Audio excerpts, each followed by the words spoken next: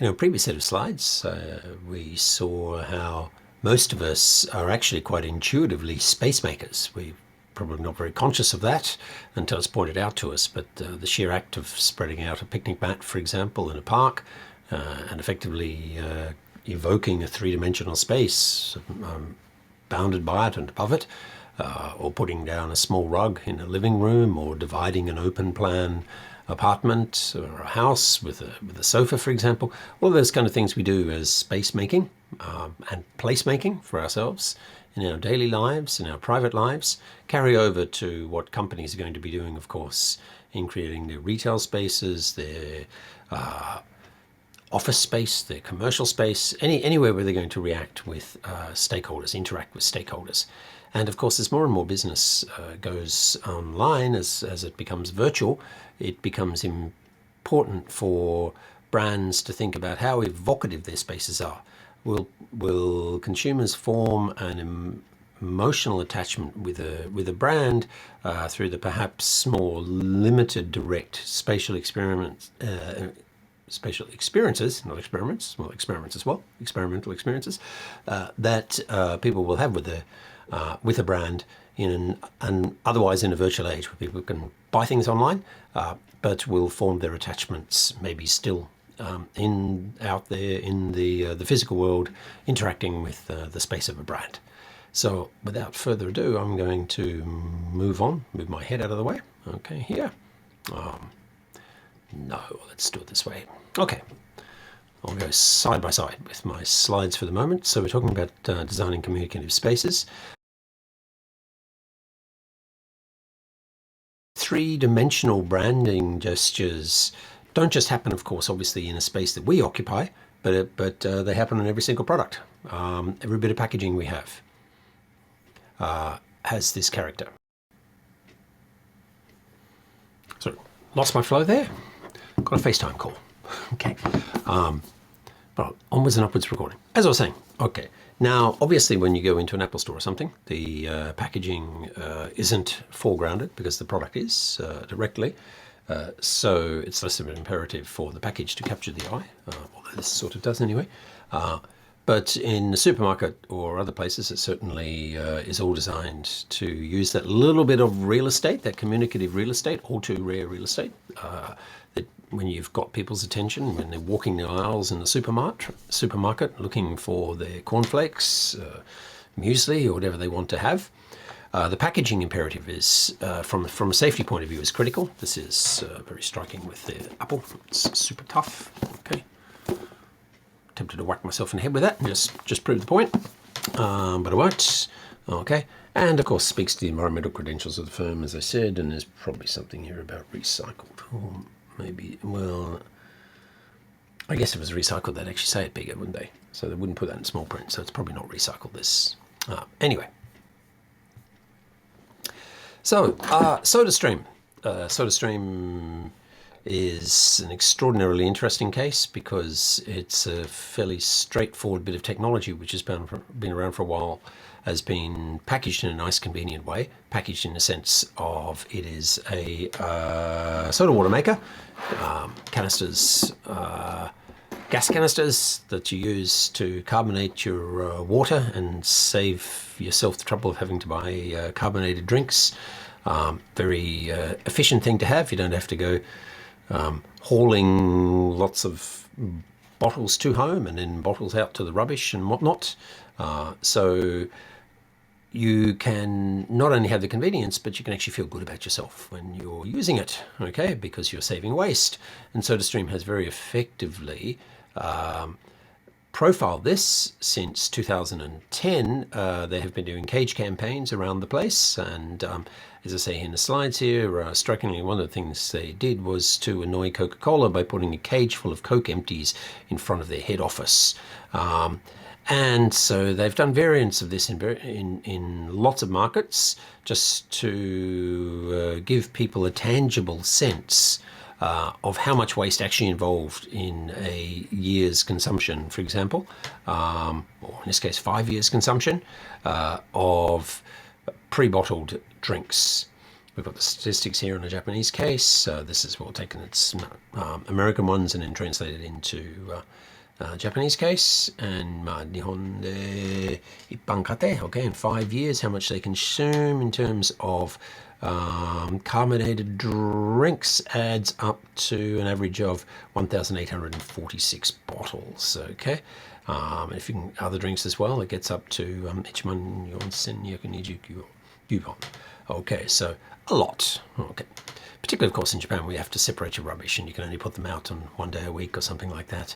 It can be quite a pain in the neck. So the product has a very strong value proposition. But by engaging people tangibly through this spatial intervention of having a great pile of empties, it helps to give significance, to give salience, psychological and emotional salience to consumers about how the product can save space. So let's turn our attention to retail spaces. Of course, we all like to window shop, and if you don't have much money, to dream of the day when you can just walk into stores and unhesitatingly buy those beautiful things you see. Of course, the problem is your tastes will become fancier and fancier, and unless you make it really big, wants will always far outstrip means. So in the end, it's going to be the retail stores, the products that can most engage you emotionally, that are most likely to get you to drop your cash.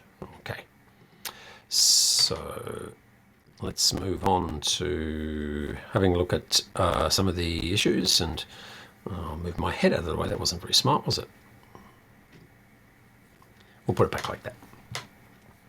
Varied retail spaces. So one of the significant things, of course, we see in Japanese retail spaces is the multi-brand space, the typical kind of select store phenomena, where part of the value proposition is that the store itself, following a certain sensibility, reflecting a particular target market, is curating a range of product. Sometimes it's their own in-house home brand product, and then other brands as well. The major select stores like Beams, United Arrows, Tomorrowland, each have slightly different positioning, slightly different origins.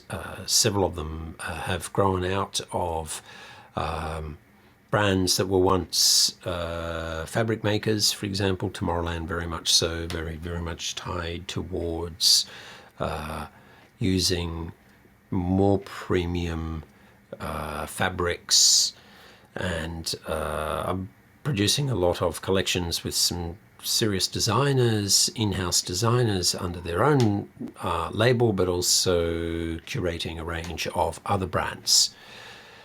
At the same time, we see the flagship store phenomenon, which is more and more familiar to people.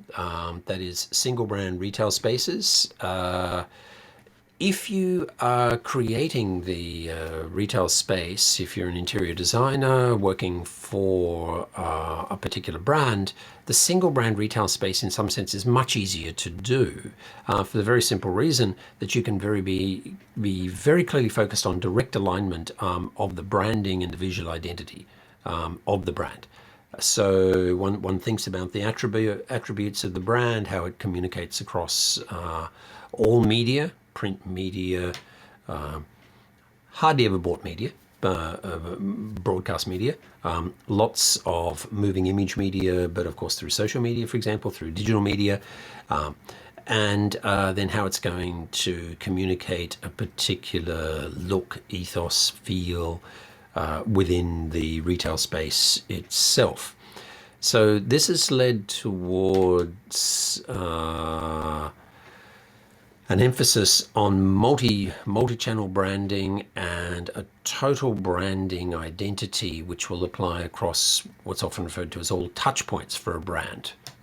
Whether it's when you first land on their website, through social media shares, through walking into their retail space, that there is going to be a visual coherence that manifests across all of the different platforms, virtual platforms, and physical platforms where products will be displayed, where people will interact with the brand, and of course with the staff themselves involved in the retail spaces. With multi-brand retail spaces, select stores and whatnot, it's a little trickier. You have to have an environment which has sufficient neutrality to allow the particular brand attributes of each of the different ones you're offering to come to the fore. At the same time, if it's just simply too neutral, it's not going to be an evocative space. Moreover, because there is such a proliferation of, say, the select stores in competition with each other, each offering a distinct, curated collection, presumably with a cohering sensibility, there is a certain scope there to have the retail space reflect their own distinct sensibility. Ron Herman, for example, more Californian, more surfy, more relaxed, more casual, is going to be a different ambience from some of the Japanese select stores. Although Beams historically was very much influenced by the surf scene and whatnot. What we see, of course, is many of those major select store brands in Japan's have various sub-brands and different retail channels, physical retail channels for each of them. So you see United Arrows, for example, will have their green, their relaxing, and then different retail spaces which are more towards workwear, for example. One of the other interesting elements here is with multi-brand stores, can you create very different ambience in different parts of the store? This is the classic goal of the department store. Department stores have faced huge competitive pressures. The proliferation of lots of single brand flagship stores. People go directly to the flagship store to have the experience there, rather than to just go into a little corner into a department store, for example. And of course, the brands themselves, as they've taken greater control over pricing, with particularly informally practicing what we call resale price maintenance, making it difficult for department stores, for example, to discount their product. You're in a position, well, you might as well go to the beautiful flagship store and buy your product there and feel special and have a special brand moment and consumer moment, rather than just slipping along to the department store and buying the product. Apple is the classic one. You can go and buy an Apple product in Yodobashi or Labi or Bic, for example, but one would think, well, the evocative space that is the Apple store, why not go along and buy there instead? Till you find, of course, that there are hordes of people who are wanting to get their iPhones repaired under warranty, and that you've got this crazy online booking system, and it actually, you can't just simply wander in and get the product you want, particularly in the context of the pandemic, corona pandemic and whatnot. And very often you find when you actually go to the Apple store, if they tell you that if you want something slightly customized, then the best thing to do is to actually buy it online anyway, which seems like they are to some degree undercutting their own investments in the very impressive spaces that they have created with the Apple stores. We could debate that endlessly, and don't get me started on some of the stuff, okay? A little bit too familiar, a little bit too chatty, maybe watching High School Musical too much and broing everybody. So yeah, it seems to have lost Japanese service ethos to some degree in the Apple stores. Too many SILS type students, I guess. Come on, guys, if you're going to go and work for Apple, keep being nice and remember those best Japanese service practice, okay? Another key aspect of retail spaces is the permanent versus the temporary retail space. Now, in some sense, of course, very little is permanent these days in retail, because constantly they're trying to refresh themselves because there is so much competition. Although the Apple store, of course, is with lots of nice wood and glass and everything, that obviously that retail experience is not going to change particularly. But of course, the advent of the pop-up store, or the trade fair, the trunk sale, all of these kind of things means that more and more of the spatially situated, performed retail events are indeed events. Okay, they're not recurrent events, but they're once-off events to get a little bit of buzz. To some degree, this plays on human psychology. This taps FOMO, fear of missing out, that people think, well, I can only get this for a few days, and then the store will have gone away, the pop-up store. Maybe I can still buy it online, but it's not going to have the same experience as going along directly interacting with the staff. And so more and more retail spaces are revolving in terms of what the actual presence is there. So department stores increasingly are using part of their floor space, assigning them to hosting various pop-up events where brands want a physical touch point, a temporary space where they can interact with consumers, hopefully win some emotional engagement without the high fixed cost of a continuing retail presence. Many good brands die by overexpansion into their own direct retail. They don't like paying the margins that retailers demand to sell their product, but then they discover that retailing is a really fraught business, very high fixed costs. Brand like Billabong, for example, one that I grew up with. I lost a lot of money on Billabong shares. One of the problems with Billabongs was that they overexpanded too much into their own retail channels, and ended up with too much debt and in a very bad place. Now, we often see very innovative products that are just sold in a very low-cost kind of physical presence way. This is Bermuda, a very interesting brand that they've managed to attract a very strong following with a premium positioning of their product, even though they don't manufacture it themselves, they outsource it. These were designers from a major Japanese electronics firm who effectively left the company and went and created their own brand, and have been charging a higher price for their products than the Japanese majors.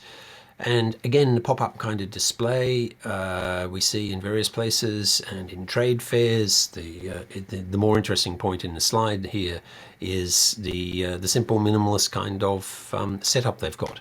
In a strange kind of way, because it is a temporary pop-up, there is an interesting kind of exclusive element to this.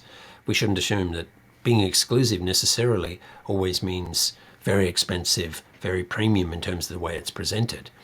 It can be just simply in a temporal sense, very short term. Here's the product displayed. Better grab it while you can. More strikingly, in terms of temporary exhibitions, of course, are the trade shows. Motor shows, every 2 years held in Tokyo. It's just been decided that there will be one in 2023.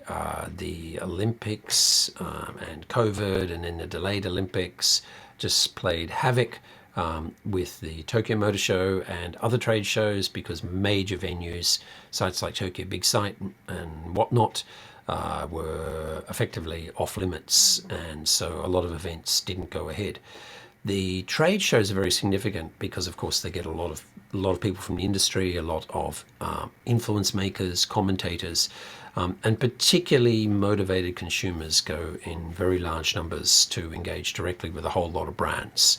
And so companies such as Dentsu Hakuhodo, through subsidiaries such as Hakuhodo Products, for example, play a very important role in working with major companies to present their brand in these trade shows. The last motor show, for example, Hakuhodo Products did a very interesting installation for Honda, which very much bridged the analog having product and indeed old classic product on display as well, along with very impressive digital installations. Now, the flagship store we've touched on. More and more Japanese brands that are looking to expand abroad have also been engaging in creating flagship stores abroad. This is Aprica, Japanese brand, in Italy.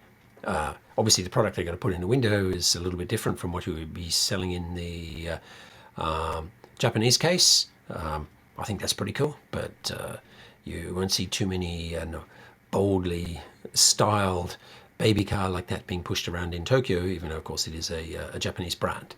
So literally the window dressing business of decorating the windows becomes a crucial part of projecting the brand for people who are engaged, who are being flaneur, who are walking the streets, having a look maybe stopping, pausing in a very good moment. This is where you really form strong emotional attachments in customers, precisely because they're relaxed. Maybe they're in the company of the people they care most for, pausing, looking at this, in some sense, tangible product, but beautifully displayed on their own terms, ideally on a beautiful day or whatever. And so the retail space will continue to be very important, even if you never actually sell anything through it, even if you sell everything through the digital channels, literally to put in a nice way your product and your brand in front of people when they're in a good emotional state with a little bit of time to engage with it is extremely important. Now, the role of facades and, of course, in projecting brands, getting them out there in front of customers. More and more buildings themselves are literally becoming the signage, so the kanban. So this is actually in Dalian, in China.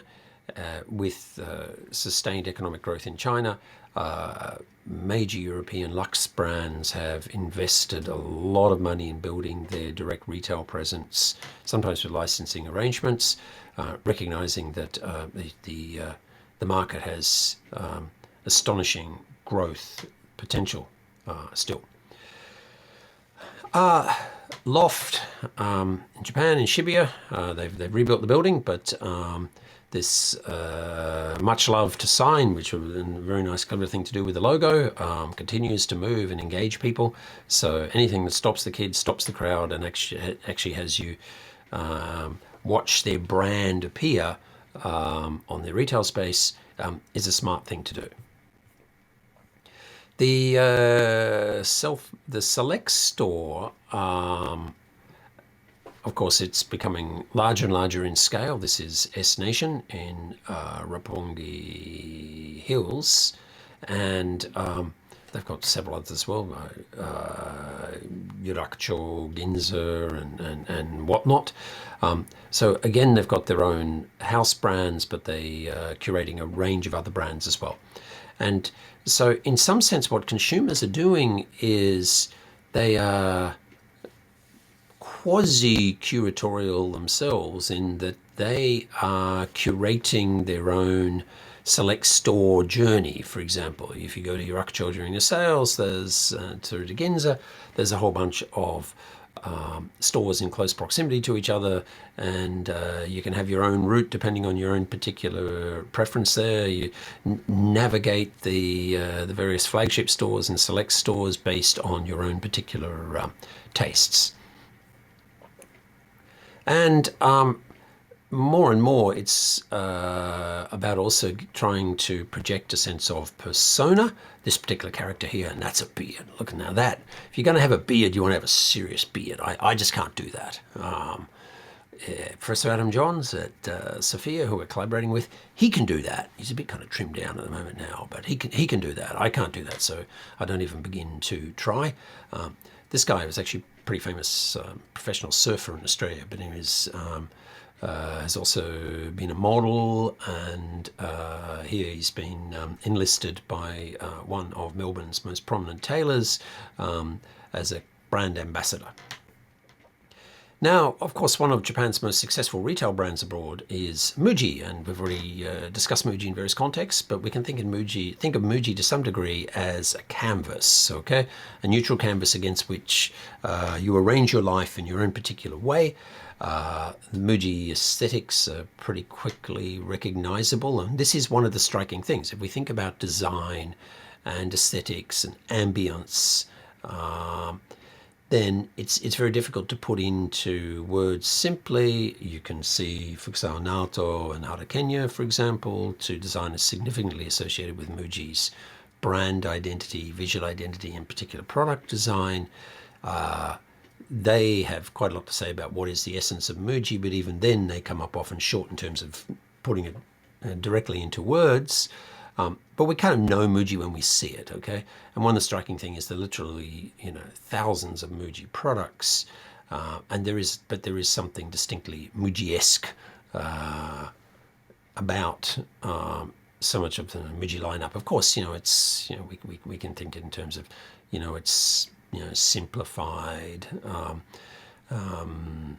Fukusawa Sensei, for example, has referred to things as good enough, which I think is being a little bit too modest, arguably understating it.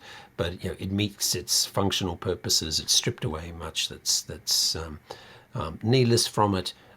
Keeps things simple, unobtrusive, but in a refined kind of way. Now, of course, there's a separate conversation about, is it a very distinctive Japanese aesthetic or not? Arguably, if Muji had a Danish name, we'd be quite comfortable with thinking that it could be Danish in some respects, that there is some definitely Scandinavian aesthetic elements to it. But, of course, mid-century Scandinavian aesthetics in part owe their influence to Japanese aesthetics, and so there's been mutual cross-influence. What we can say is one of the most interesting and ironic things about Muji is that it started off as a notion of stripping away brand names and just having good things, Mujirushi Ryohin, so no brand, good things, and yet in the process over time Muji has become far and away Japan's most valuable retail brand internationally. Uniqlo might be catching up, but the sheer breadth and depth of the Muji product lineup means that Muji is an incredibly strong brand. So kind of no brand as a almost dominant brand is an interesting irony. So, and when we look at products, we do get a sense that there is an ambience associated with them, an ethos associated. This is a Fukusawa Naoto design, for example. It is quite recognizable. If you come into my office, you'll see not what you can see behind me, but in some other spots off camera, off background, there is quasi-Mujification of my office, partly because the storage boxes and everything work so well here, partly because they are truly unobtrusive and relatively tasteful. One of the interesting things is when you see other products done by designers who do things for Muji, you start to see how a design ethos carries beyond a brand. This is a chair and variants of a chair designed by Fukusawa Naoto, but not for Muji, for instance. Okay, so reaches beyond Muji. But of course, the boundaries of Muji are kind of endless. There is this Mujification of the world, moving into creating spaces itself for people to live in. They are doing Muji houses, so you can Mujify entirely your life. You can have a Muji house and you can fit it out completely with Muji furniture, wear Muji clothes. They don't do cars yet, but they do bicycles, you can get Muji plants. I'm not sure they're actually doing Muji pets yet. I'm just waiting for them to do goldfish. But they do pretty much everything else. You can eat Muji food, so you really can completely Mujify your life. Okay, so here we go. We see some of the houses. By the way, that one there, that model, it kind of looks like like a little Monopoly house, which is interesting. But it fails to learn one of the most basic lessons of great Japanese traditional architecture: the importance of the kind of engawa and the eaves, the overhang in the tsuyu. Even here, this looks nice, but it's a little bit too tall, so the rain, when it comes in a bit sideways, you're gonna get wet. Okay. Anyway, it's nice. One of the striking things, of course, is that nice evocative spaces, whether they're retail spaces, spaces where you might linger, what's referred to in the cafe industry and academic discussions about it as third places, classical one being Starbucks, is that the ambience itself sells. Really strikingly, Starbucks just doesn't advertise. Starbucks draws a crowd just by virtue of creating a comfortable space in a convenient place. So Starbucks spends a lot of money on rent. They spend a fair amount of money on decor, but they've so standardized the decor that they really can keep their costs down there. And so this is a significant strategic option for businesses to put more money into creating a space in a place where people will find it and spending rather less money on advertising. Now, the idea of using a space to dazzle, to engage, to awe, to signal your influence, of course, has been around as long as humans have started decorating internal spaces. This is in France. Okay, this is in the Louvre now. This is a former royal palace in central Paris. And so when people were invited to dinner, they got the treatment, they got the bling, okay? You had a very strong sense that you were in the presence of power, of wealth, of authority, if you're invited to dinner in digs like this. So when we think about designing for ambience, okay, ideally, this retail space will sell itself to a particular market segment that you want to target. Okay, you may even just simply create that new market segment if you bring a distinctive, fresh perspective. It no longer exists, but there was a select store in Paris called Colette, which was hugely influential. It effectively curated a range of brands. It had a very nice location, a very nice ambience inside the retail space, and for quite a while, Colette was the place to be seen, to be shopping. And so we see this happening in a whole range of markets, and a lot of people prior to the corona pandemic, of course, came to Japan, particularly to Tokyo, to get a sense of how Japan's select stores work, because this is a very distinctive phenomena here. Their relative size in terms of market share in things like clothing sales is very high. Department store sales have declined quite dramatically. Online sales overall have long since overtaken department store sales. But still we see these select stores providing a very distinctive service in the market. Of course, it all comes down to curatorial judgment, taste, a sensibility that will bring coherence to quite disparate objects with diverse material and with various functional and aesthetic properties. One of the most interesting things is the blending of very different services and retail offerings within one particular space.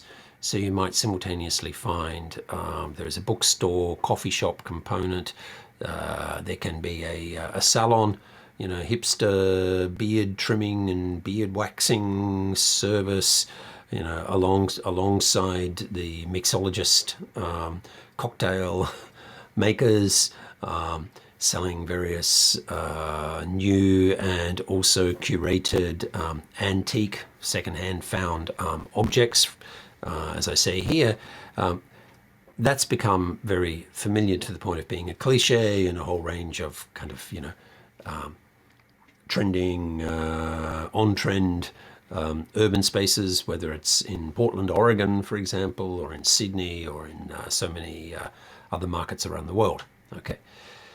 So the interesting thing with the notion of the found object, for example, is that you can leverage the associations of other places that might have very strong country of origin effects, sentimentality, respect. Not just sentimentality sounds negative to many designers, but in the best possible sense, a nostalgia or sentimentality for some of the best product and culture of a previous era.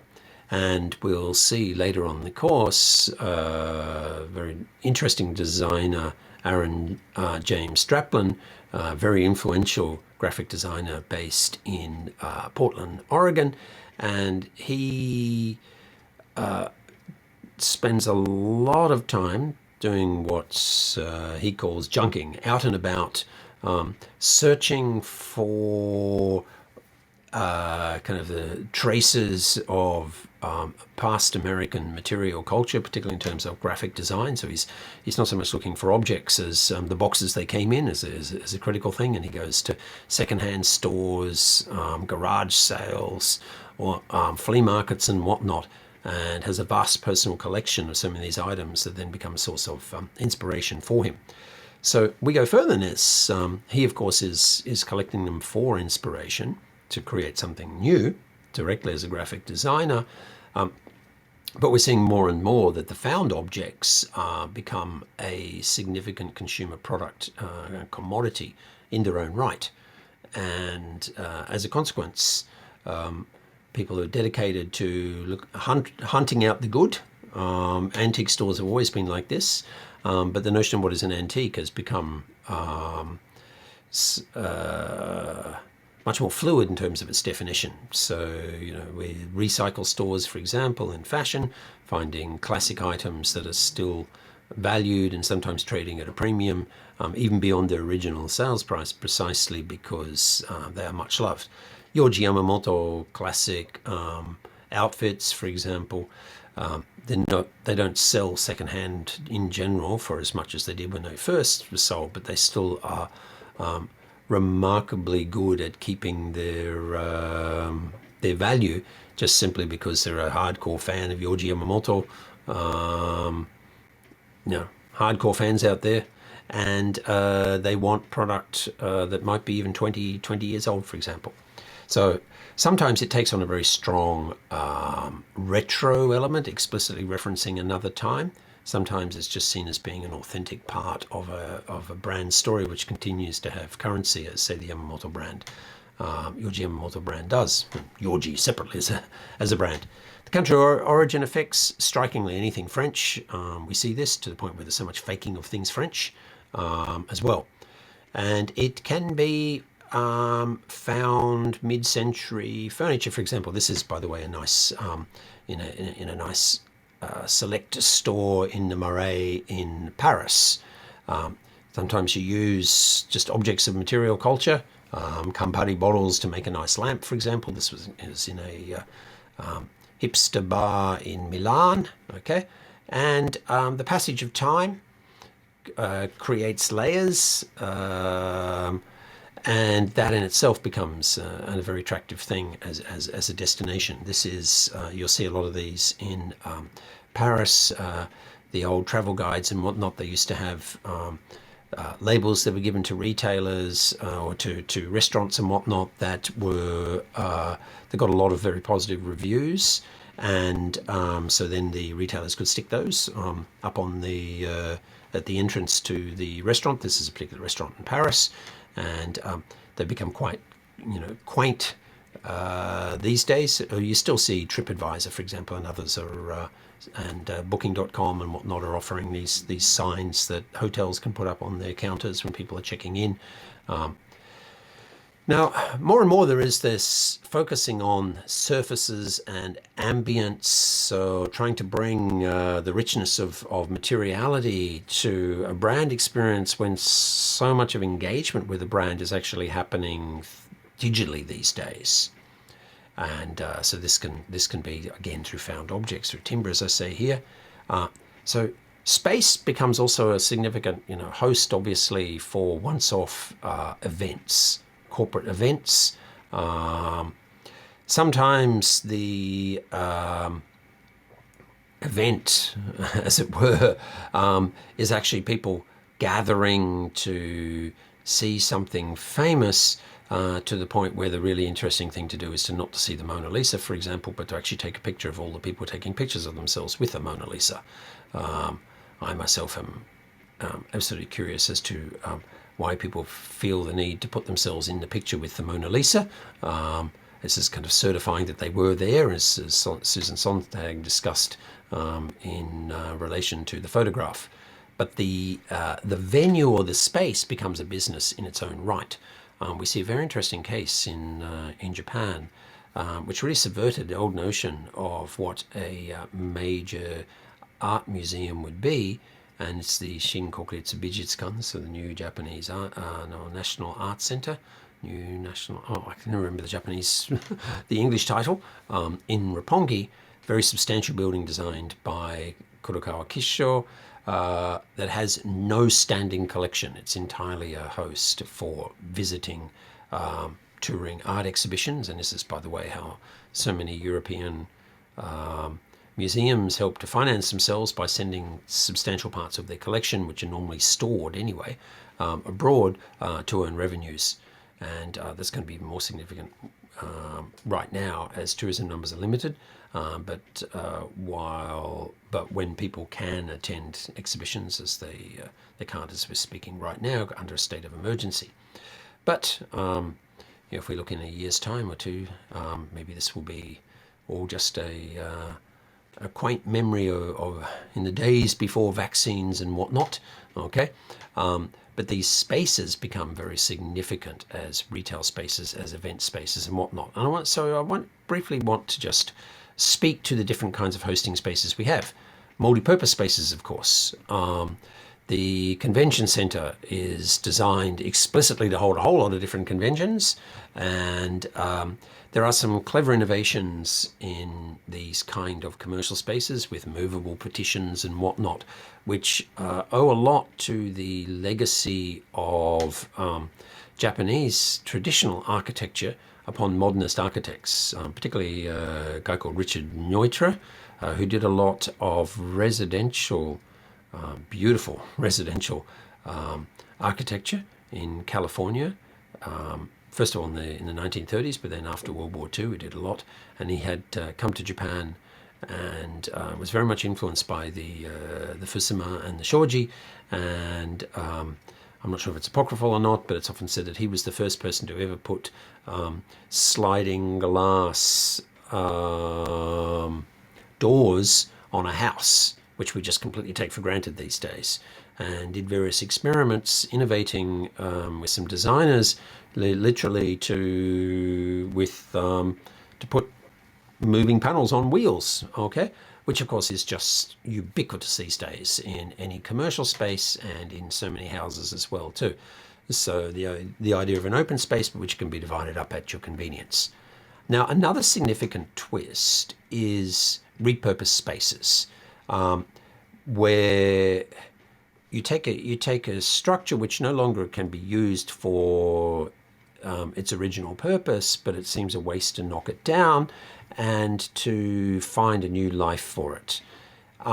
One of the reasons why this has become more common is because of the rise of very strict heritage laws in some countries, where you simply just can't go and knock down things like you might have done in the past. So you need to find new purposes for them. So for example, Venice International University in Venice was on the site of an old asylum. Okay, and I looked around and said, well, what's a good use for a former asylum? Oh, international students. Okay, and Waseda is part of the consortium that actually runs Venice International there. So many things: former schools, factories, warehouses, prisons being turned into a range of things: boutique hotels, art spaces.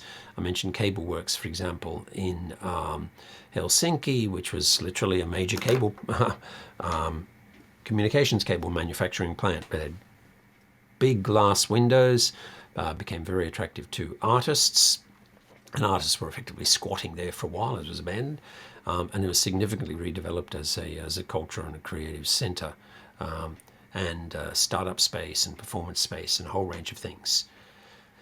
So the phenomenon of found spaces we see in various contexts. There's been lots of interesting controversial cases of people organizing raves, for example, illegal parties in abandoned spaces, and this has been an ongoing thing for decades now in places like Amsterdam. Particularly with social media, it's been easier to mobilize people. And effectively in illegally briefly occupy spaces, set up, have an event, and then disperse before the police turn up and arrest you, okay, for trespass. And there's a whole bunch of safety issues and whatnot. But the evocative nature of these found spaces becomes part of the performance. As we touched on in the previous set of slides too, you can conjure up various conceptions of a space just simply through very minimalist physical interventions or even virtual interventions. As I see here, ropes, lights, flags, lines, projections, all of these kind of things. to a remarkable degree, you only have to just go and buy a couple of 1,000 yen witches' hats, those red plastic hats, stick them outside on the road, and you can just create a space. People won't park in them unless you get some psycho comes along and moves them and parks their car. Okay.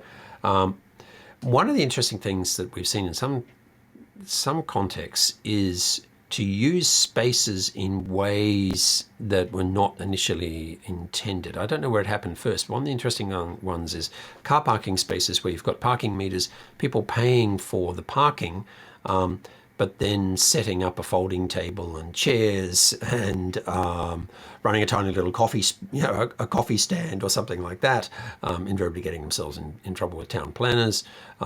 Political protests have often done this to get around restrictions on, say, a political protest without a permit. People pay for the car parking space and they stand inside the car parks, and the police are at a loss to move them on. So you can do some very interesting things there. Okay. One of the really interesting things, of course, is where you repurpose an old space, but you recognize that there is this nice ambience associated with the space, that there is this wonderful texture to it. This is a very nice coffee shop in downtown Brisbane that used to be a garage. I had a car that had a serious problem when I was a first-year university student with a leaky radiator, and the car overheated. And I remember limping along to this garage and getting help, and it turned into a very cool coffee shop. They make a fantastic, absolutely fantastic latte there. Okay.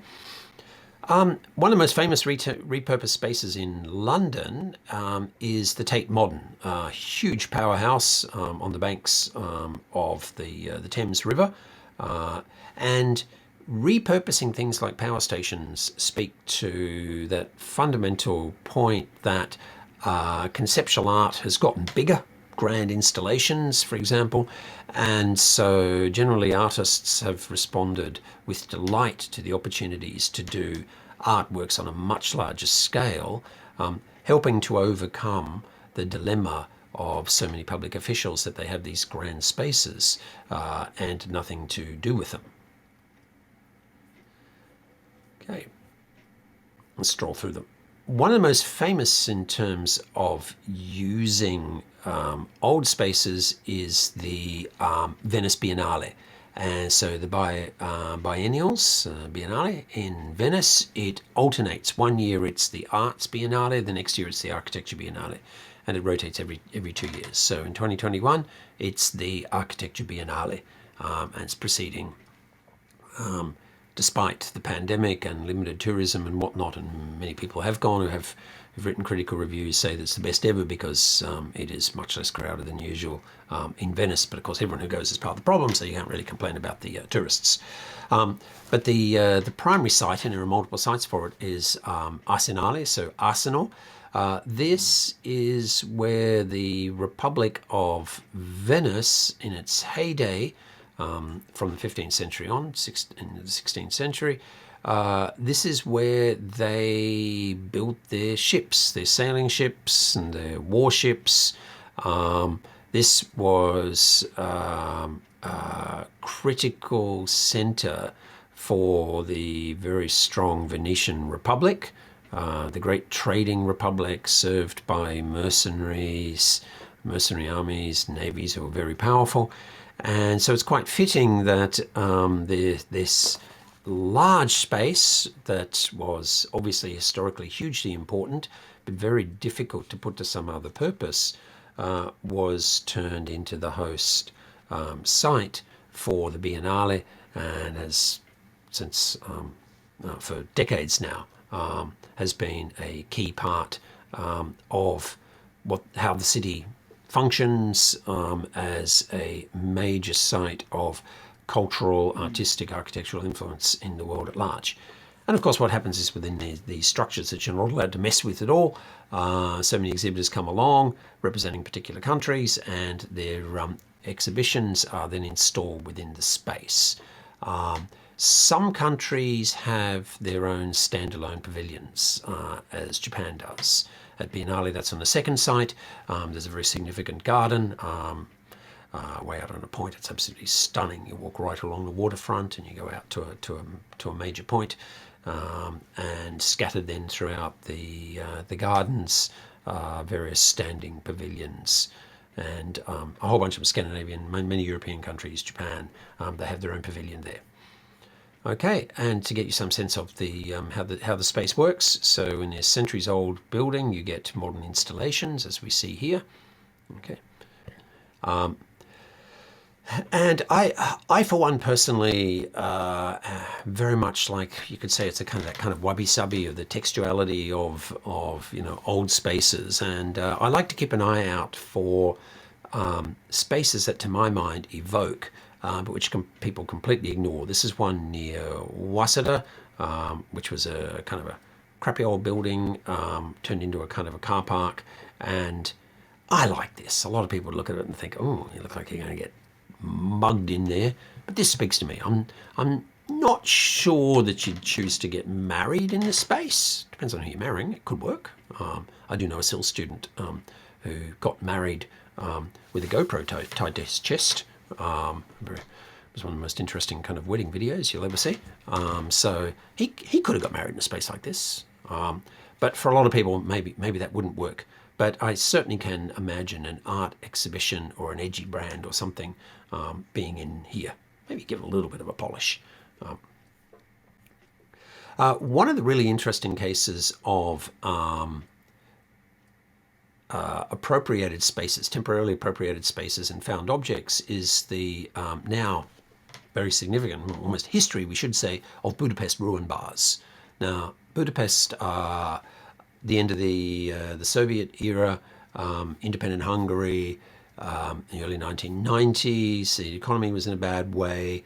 Lots of people actually left Budapest. Also, there were a lot of empty apartments, and some of those empty apartments were in part of this is a very strange thing in the history of Budapest, an area that was very much a Jewish area, and many of the residents unfortunately were murdered in the Holocaust in World War II, and the communist government subsequently never resolved ownership issues with the properties. So you see a bunch of, after the end of the communist era, many of these apartments were empty and a lot of people in a bad financial way. So a lot of younger entrepreneurs effectively went and found discarded furniture and whatnot and created bars, effectively without permission in spaces. Subsequently, the ownership issues tend to have been resolved, but it's become very much a distinctive feature of Budapest to go to ruin bars, again, that have these very distinctive architectures, well, not exactly architecture, but styles in interior decorations, which are this interesting kind of hodgepodge, one could say curated collection of found objects. Okay, and more it's being faked in so many other contexts. Now, I just want to briefly mention this one as a really good example of how you can get creative and take something which is looking staid and boring, not attracting people, and with some clever design thinking, really breathe new life into an existing space. This is a Museum of Natural History in Paris, and like many old museums of natural history, it was full of large numbers of stuffed animals in cages, okay, which were pretty grim. They, like so many of the museum spaces in France, are very innovative in trying to reach out to communities, to get particularly kids coming into, whether it's art spaces or natural history museums or whatnot, to engage with public institutions. There's a fair bit of money in the system as well for innovations, and this has been dramatically successful. One of the very interesting things they did was they did something very much akin to Noah's Ark, the great biblical story. Took the animals out of the cages and made a great procession of the animals all through the museum with very clever lighting, and it's a remarkable sight. deeply engaging. So many people have come in just simply to see it because it's so impressive. It's very easy to share on social media. And it's starting to be copied in other places. But of course, as soon as other people do it, it looks kind of derivative. The first to think of the idea obviously gets the cachet from it. In terms of pop-ups, I think we're all kind of familiar with this. Temporary retail. Japan has a heck of a lot of retail spaces that are waiting for better economic returns, and they're unlikely to come. Many of them just have temporary car parks on them. In this particular case, literally, this is a pop-up retail space to extend a brand in a quite clever way. Okay, this is part of another select store chain, Urban Research, as you would see. Okay, facades themselves become very significant brand statements. This is another select store in the Marais in Paris, and the books, the cafe inside is very alluring. People are drawn in there, of course, and then you've got diverse retail spaces within.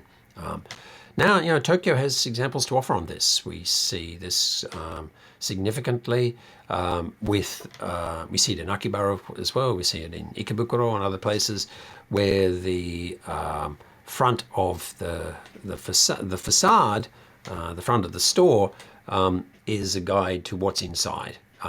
I find the one on the right here rather more meaningful in terms of how to navigate the store as a whole. The one on the left, of course, is interesting in that it's leveraging the brand identities of so many other brands. Big Camera have long done this, and you pick up a Big Camera bag. Effectively, it shows so many other brands on it. The retailers themselves are happy enough to cooperate because they want their brand to be put in front of others. There are some older examples of this one. This is tasteless or tacky in a way, but it's almost cute in its Showa retro tackiness. I don't know if COVID pandemic has completely killed it, but it's in the back blocks of Ginza. This is seriously Showa retro. Okay, this is a kind of a kaba. So, lonely Osan, Oyaji, Tachi in businessman, salaryman, could go drinking, and at the White Rose, and these very analog kind of signs hanging up there. These are the names. Well, I'm sure they're the stage names, shall we say, the performance name. I'm sure they're not their real names, of the hostesses that are there, shown from the various furusato. So, for the lonely salaryman working in Tokyo, you can ask for the onesan that comes from your home region. Okay, it's like but the sign and everything. It is a really it's a Showa institution in terms of tackiness, but it's retro, and there's old light bulbs and everything that are there. Wow. This is in China, in Dalian, a club. Okay, where the mere act of going in there just simply says, I've got money to waste. Okay, and it becomes personal branding. Okay. Italy is full of these wonderfully seductive little, ice cream stores and little bars and whatnot. This particular place, of course, very much captures one of the joys of visiting Italy, and that is the pistachio ice cream. And they've got some other things, nuts and a whole bunch of different flavors to offer, but their primary uri, their sales point, of course, is the pistachio, and the brand itself is around the pistachio and its greenness, and clever interior design, which kind of foregrounds that as well. We get that. So windows are absolutely critical, as we saw earlier in the presentation. Window dressing is really the art of window displays in retail spaces, and it offers a critical transition from the facade to the interior retail space. So the window dressing allows, as I say here, for regular refreshment. It allows us to cover the seasonality, responses to changing fashions, lots of collaborative ventures. You want to profile particular brands in a collaborative way. Okay.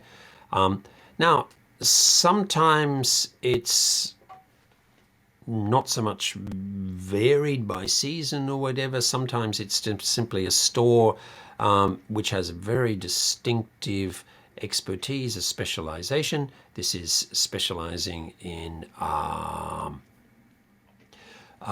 foodstuffs from the southwest of France. Okay, so foie gras, a whole bunch of things here.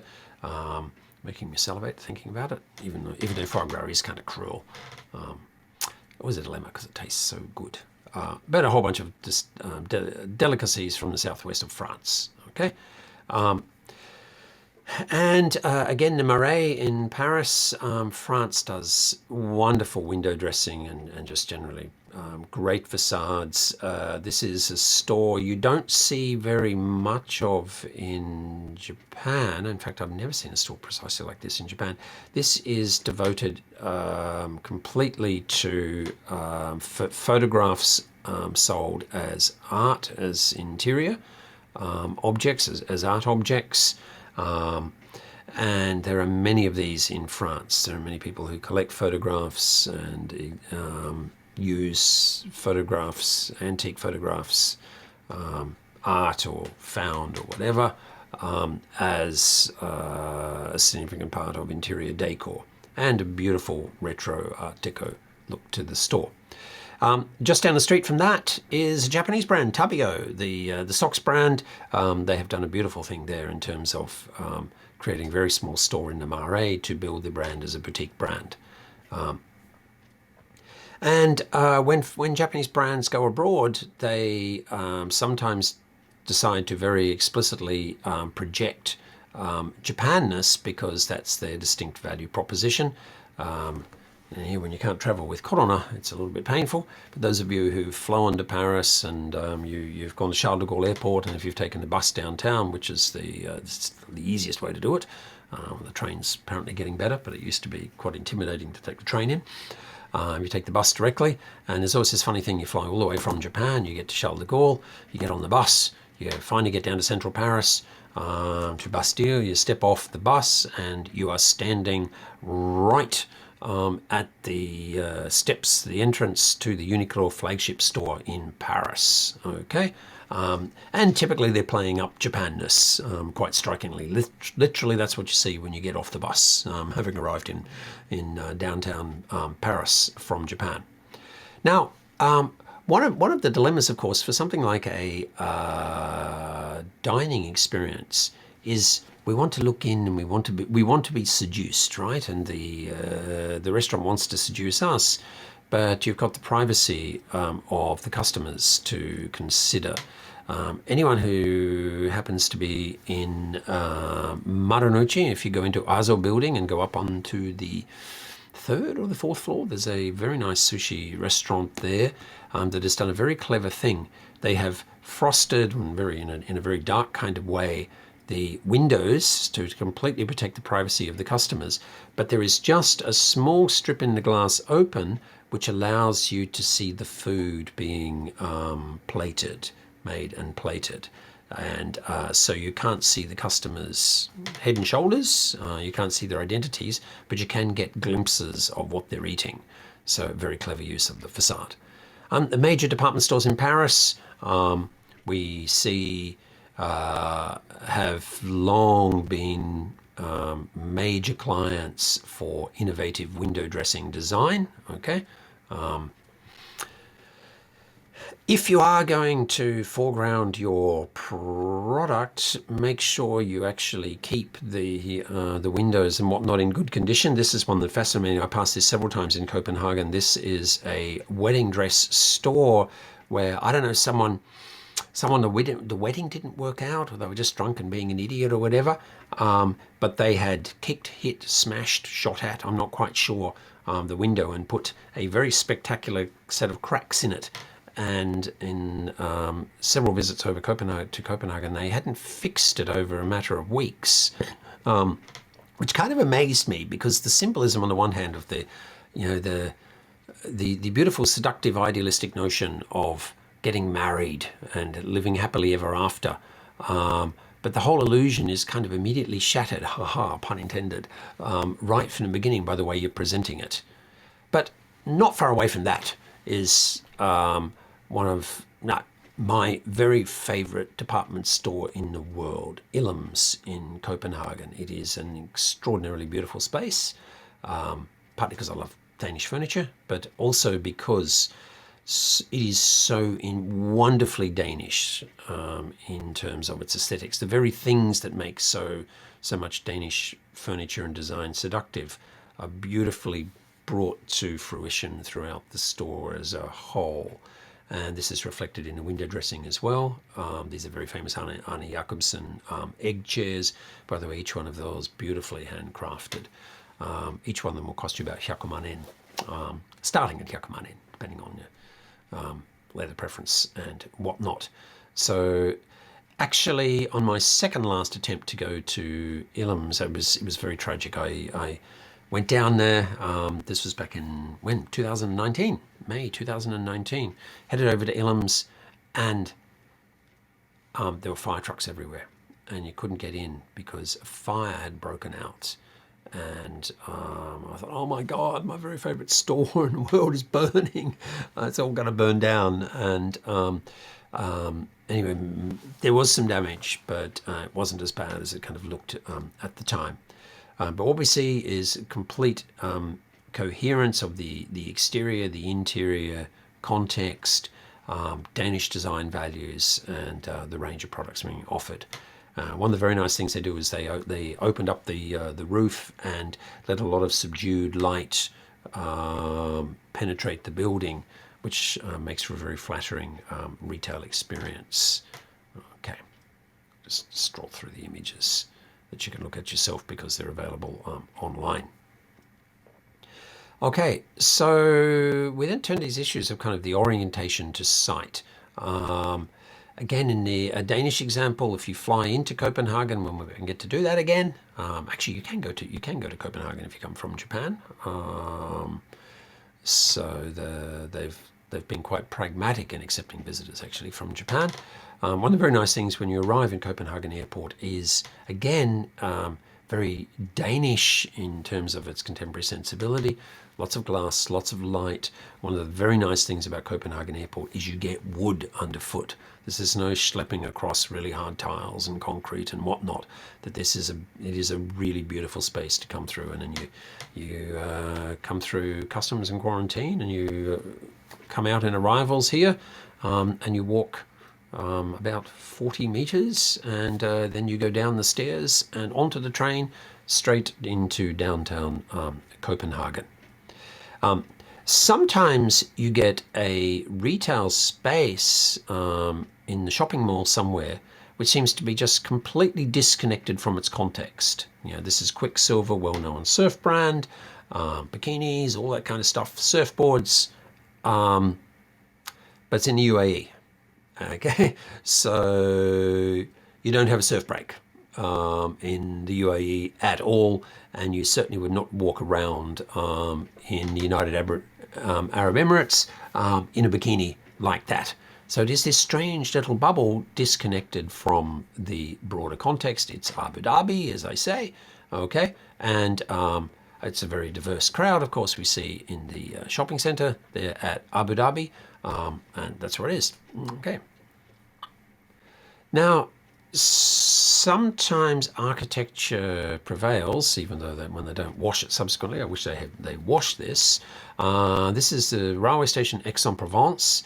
When you get off the TGV, the equivalent of the Shinkansen there.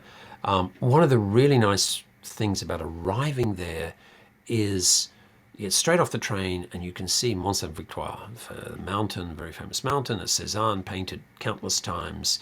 That's one reason why so many people go to Aix-en-Provence in the first place. You can go to his atelier. It kind of looked like he went out to buy himself a packet of cigarettes or something and just never came back. You know, his coats hanging on the hook and all the rest of it. It's quite a remarkable experience. And the French National Railways, which have kind of outstandingly good aspects and frustrating aspects from a customer point of view, They were quite visionary here. They built a station out of glass. You know, if you arrive in Provence, for the light, for the views, and all the rest of it, which have been so brought to us through these legendary impressionistic artists, and particularly Cézanne, who are working there, you want to see it, okay? So they built it out of glass.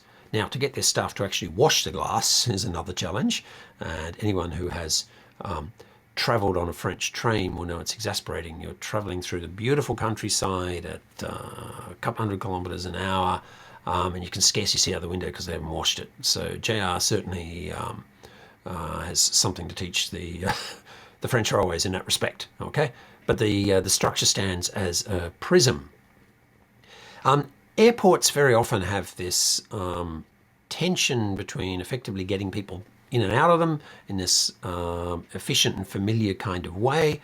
COVID has, hopefully just temporarily smashed our global mobility systems. But airports also mark a particular place, and they are the entry point and the departure point to a country. And so how do they articulate as a communicative act their sense of place?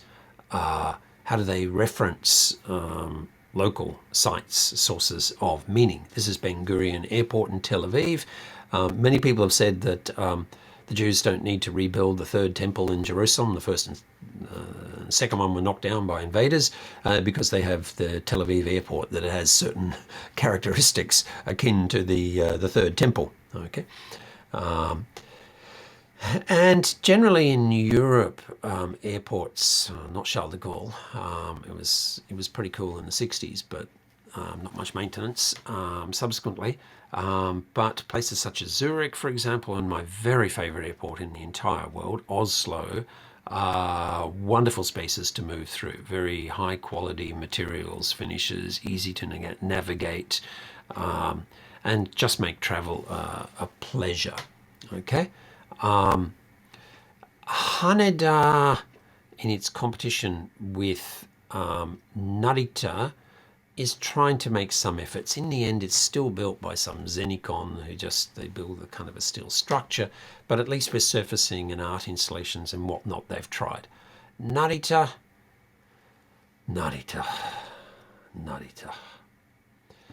The end of the walk is ahead. The end of the walk is ahead. The end of the walk is ahead. Which every time I come back, when I've come back, now I can't go out and I can't come back, but anyway, when I come back, I always sounded to me with jet lagged, the end of the world is ahead. The end of the world is ahead. It's the end of the walk is ahead. But I'd look at these kind of grim colours and whatnot, and it works, but I just think, oh no. Especially if you come from Oslo through Copenhagen back to Narita. But there's so much wonderful, it's great in Japanese design, and Japanese architects are working on the global stage for making wonderful, evocative spaces.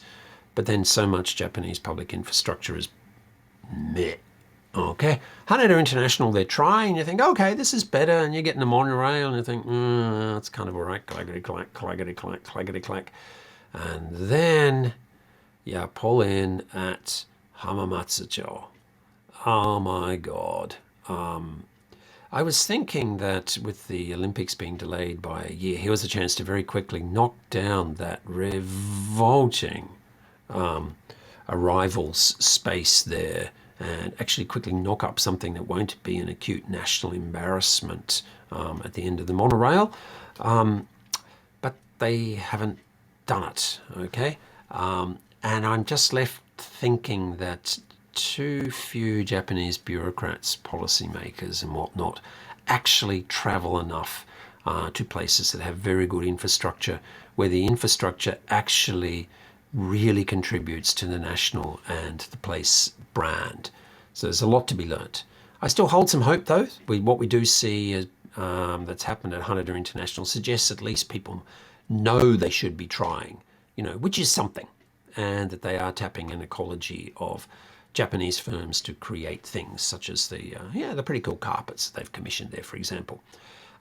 And Japan has been extraordinarily good at certain periods in its history in doing evocative architecture. People come from all around the world to Waseda Station. They get lost going to here, but they make their way from the Waseda campus up to St Mary's Cathedral, up the hill. The cheeky thing to do, of course, is you go across Kandagawa, and go up through the Chinzanzo Four Seasons, across the street, and there you are at St Mary's Cathedral, designed by Kenzo Tange, who also created the incredibly iconic architecture of particularly the National Gymnasium for the 1964 Olympics. So, Japan can do it, but they seem to have lost a little bit of determination to do that at some of the critical gateway points. Kengo Kuma did the stadium and all the rest of it, and we could have a debate about that. I see it pretty much every day, living right nearby it. We'll leave that as a talking point. Okay, I hope you get a sense from what we've just seen through the slides here. This is highly kind of random, eclectic, perhaps slightly eccentric set of collections that images and whatnot that I've picked up just as a way of trying to communicate this centrality of spatial interventions as a key branding strategy. Corporations are doing this, nations are doing this through infrastructure, and individuals, of course, do this in the creation of their own personal spaces, their own homes, and people do it privately in their own private realm, even in some tiny little kind of, borrowed, rented small apartment. They try and make their mark spatially. They create a space that is comforting and reassuring to them. Because one of the really striking things is we are incredibly alert to our spatial context. As I said at the beginning of this presentation, that we are so good at navigating complex, crowded spatialities. We instinctively sensing risk, dodging people, navigating these spaces in ways that require really sophisticated processing capability and a heap of sensors to make a robot or a car do this. Autonomous drive will eventually get there, but it will be an astonishing human achievement to do what we actually do instinctively without even thinking about. And yet the problem is we do it so instinctively that we actually don't pay attention very much to how our spatial contexts hugely impact on ourselves, on our well-being, on our whether we feel tired or empowered, happy, frustrated. And it's only through getting to experience, to inhabit very nice spaces, do we realize subtly over time, reflecting how badly designed spaces do bring us down in some respects, emotionally, even impacting on our other cognitive capabilities. It's well understood that badly designed offices reduce the ability of people to problem solve, for example, in creative ways. So there's so much to be done in all societies to make better, more evocative and engaging spaces that put us in good moods and engage with each other in positive kind of ways. And of course, from a corporate design point of view, they want to create these spaces to get you to engage with their brands and commit to them and spend money. But we can learn larger lessons about how we can make very often for better days and better societies through better spatialities. So thank you for your attention.